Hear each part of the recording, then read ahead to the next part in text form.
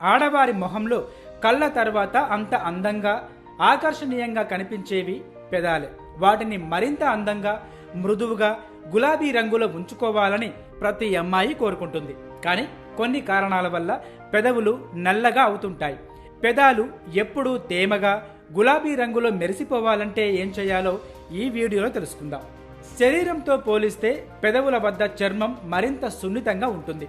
దీంతో అవి తేమ కోల్పోయి నల్లగా మారుతుంటాయి.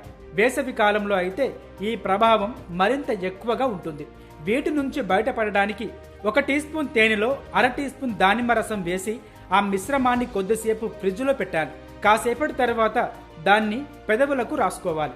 అది ఆరిన తర్వాత చల్లని నీటితో శుభ్రం చేసుకోవాలి.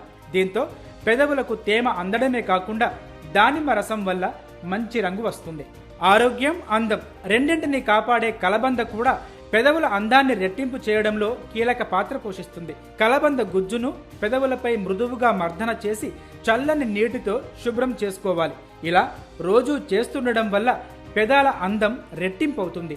కీరాను సన్న ముక్కలుగా కోసి 15 నిమిషాల పాటు పెదాలపై ఉంచుకున్నా అక్కడున్న పిగ్మెంటేషన్ తొలగిపోతుంది.